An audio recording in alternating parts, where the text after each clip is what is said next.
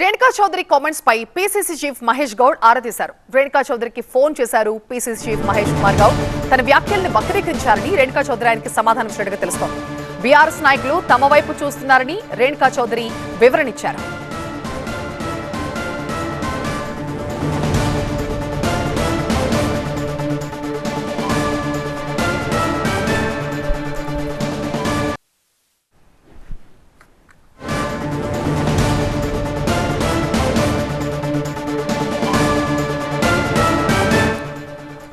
Renuka Chowdary comments పై PCC chief Mahesh Kumar Goud ఆరా తీశారు. Renuka చౌదరికి phone చేసి మరి ఆయన వివరాలు తెలుసుకున్నట్టుగా తెలుస్తోంది. అయితే తన వ్యాఖ్యలని వక్రీకరించారని రేణుకా చౌదరి మహేష్ గౌడ్ కి సమాధానం ఇచ్చారు. బీఆర్ఎస్ నాయకులే తమ వైపు చూస్తున్నారని రేణుకా చౌదరి వివరణించారు. మరింత సమాచారం మా బ్యూరో చీఫ్ విజయ్ మనకి లైవ్ లో అందిస్తారు. విజయ్, నిన్న ఏ సందర్భంలో రేణుకా చౌదరి వ్యాఖ్యలు చేయాల్సి వచ్చింది?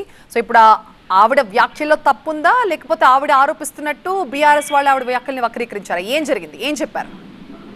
నిన్న మీనాక్షి నటరాజన్ని ఎమ్మెల్యే క్వార్టర్స్ లో కలవడానికి వచ్చిన సమయంలో మీడియాతో మాట్లాడుతూ కొంతమంది మీడియా ప్రతినిధులు అయిన ప్రశ్నలకు ఆమె సమాధానం చెప్పారు. అయితే కాంగ్రెస్ పార్టీని బలోపేతం చేయడంతో పాటుగా అంటే ప్రతిపక్ష పార్టీ కూడా బీఆర్ఎస్ పుంజుకుంటుందన్న ఒక కామెంట్ ఆమె చేశారు. అయితే అది తాను చేసినటువంటి వ్యాఖ్యలు పూర్తిగా వక్రీకరించారు. అపోజిషన్ పార్టీ మాకు పోటీగా ఉందనే ఒక మాట చేశాను. దీనిపైన పీసీసీ చీఫ్ వివరణ కోసం మహేష్ కుమార్ గౌడ్ రేణుకా చౌదరి కాల్ చేశారు. అయితే తాను వ్యాఖ్యలకు సంబంధించి తాను రకంగా మాట్లాడలేదు. బీఆర్ఎస్ నాయకులు తమ వైపు చూస్తున్నారనే రకంగా మాట్లాడాను. ఒకవైపు వాళ్ళు మా వైపు చూస్తున్నారనే మాట మాట్లాడాను తప్ప నేను ఎక్కడ కూడా ఈ వ్యవహారంలో బీఆర్ఎస్ పార్టీ పుంజుకుంటుంది, మాకు పోటీగా ఎదిగింది అన్న మాట తాను మాట్లాడలేదంటే తన వివరణ ఇచ్చే ప్రయత్నం చేశారు. తన వ్యాఖ్యలు వక్రీకరించారన్నది రేణుకా చౌదరి చేసినటువంటి వ్యాఖ్య. అయితే దీనిపైన పీసీసీ చీఫ్ డైరెక్టర్ గా రేణుకా చౌదరి కాల్ చేసి ఎందుకు అలా మాట్లాడాల్సి వచ్చిందంటూ అడిగారు. అయితే తాను అట్లా మాట్లాడలేదు, కేవలం తనకు ఏదైతే బీఆర్ఎస్ నేతలు చేసినటువంటి ఈ కామెంట్స్ ఏవైతే ఉన్నాయో కరెక్ట్ కాదు, తాను చేసింది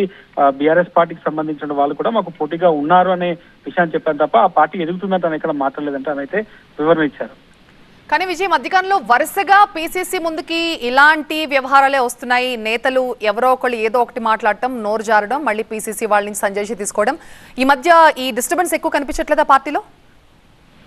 అంటే ఇదే ఇష్యూకి సంబంధించి చాలా కాలంగా ఒక ఇష్యూ కాదు, కాంగ్రెస్ పార్టీ ముందు ఇప్పుడు దాదాపుగా 10 ఇష్యూస్ ఉన్నాయి.